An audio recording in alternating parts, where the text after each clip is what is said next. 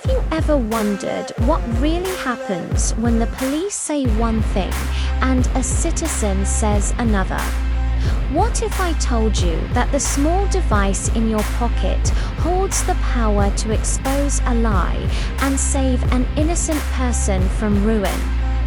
This is the story of Marcus Ranson, a 23-year-old college student whose life was nearly destroyed by a 15-second encounter with a police officer.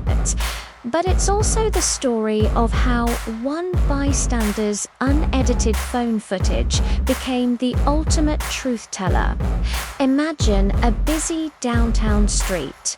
A peaceful protest is underway, contained by a line of uniformed officers. On the edge of the sidewalk, keeping a safe distance, stands Marcus Ease, an aspiring journalist, and he's not there to protest. He's there to document. He's filming the scene on his phone, capturing the chants, the signs, and the stoic faces of the police. This is a right protected by the First Amendment, a cornerstone of a free society. As he pans his camera, his lens briefly settles on Officer Paul Dekker, a veteran cop who looks tense, overwhelmed, and frustrated. In that moment, Dekker's eyes narrow. He sees the camera not as a tool of journalism, but as a challenge to his authority. Suddenly, a car horn blares, sending a ripple of energy through the crowd. The police line shifts. In the brief confusion, Officer Dekker sees his chance. He points directly at Marcus, his voice tight with aggression. "You, step back, you're interfering with police operations." Marcus, calm and composed, lowers his phone slightly, but keeps it recording. He replies clearly, "I'm on the public sidewalk, officer." He hasn't broken any laws. He's standing where he has every right to be. But for Officer Dekker, this calm assertion is defiance. What happens next is a blur of motion and aggression. Dekker breaks from the police line and lunges toward Marcus. "I said step back. You're inciting a disturbance," he yells. He grabs Marcus's phone, yanking it so hard a jolt of pain shoots up Marcus's arm. Instinctively, Marcus pulls back, a natural reaction to protect his property and himself. For Dekker, this is the only justification he needs. He's resisting. He assaulted an officer. He shouts. At this point, Dekker's own body cam is a chaotic mess, shaking wildly, pointed at the ground, its audio muffled by his own heavy breathing. It will prove to be completely useless. Dekker shoves Marcus hard against a brick wall. The impact knocks the wind out of him. Before Marcus can even process what's happening, Dekker twists his arm up his back into an excruciatingly painful position and presses a forearm against his throat. "Stop struggling," Dekker screams, but Marcus isn't struggling. He's simply trying to stay on his feet and breathe. The sharp, metallic click of handcuffs echoes as they are tightened around his wrists. The entire incident, from Dekker's first shout to Marcus being cuffed, takes less than 15 seconds. A young man's day of documenting the news has turned into a nightmare of arrest and accusation. Marcus is taken to the station and booked for 2 serious crimes: assault on an officer and disorderly conduct.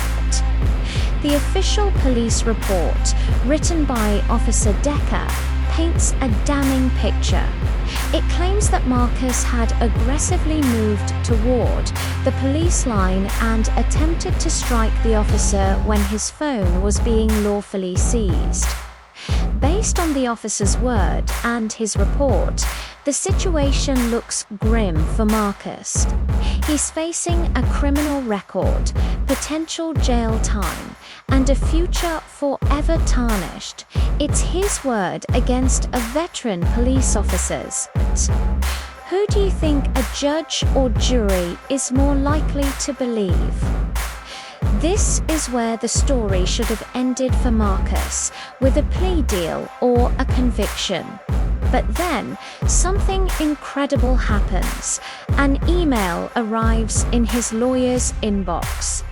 The subject line might as well have said miracle. It contained a video file titled The Unedited Footage. Across the street, a woman named Sarah had seen the whole thing unfold. She had been standing there, uninvolved, but her instincts told her to record. Her high-resolution smartphone captured the entire interaction from a clear, stable, and neutral angle. Her video wasn't a shaky, chaotic mess like the officer's body cam. It was a perfect, uninterrupted recording of the truth. This unedited footage was a revelation. It showed, without a shadow of a doubt, that Marcus was standing still on the sidewalk when Officer Dekker approached him. It showed that it was Dekker who initiated all physical contact by violently grabbing the phone. The video clearly depicted Marcus's reaction not as aggression, but as a defensive flinch to the pain of having his arm twisted. Most importantly, the audio was pristine.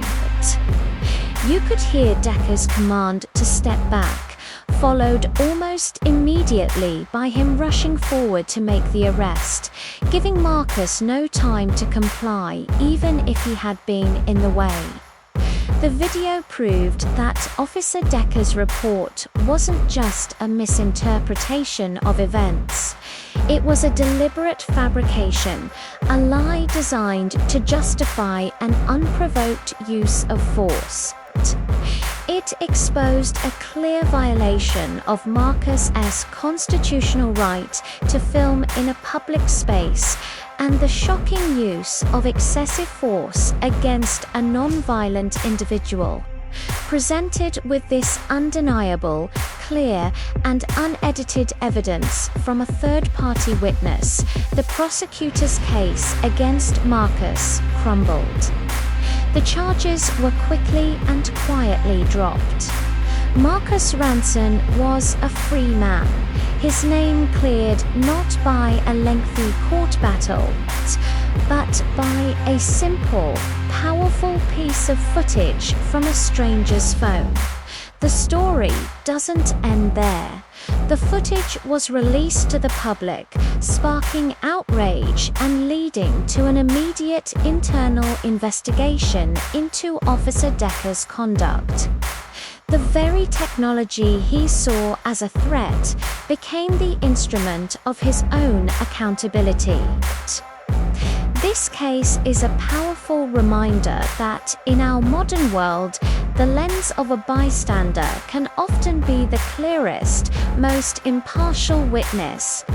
It shows that the truth can prevail, even when it seems like all hope is lost. It proves that a single person, armed with nothing more than a smartphone, can hold power accountable and ensure that justice is served.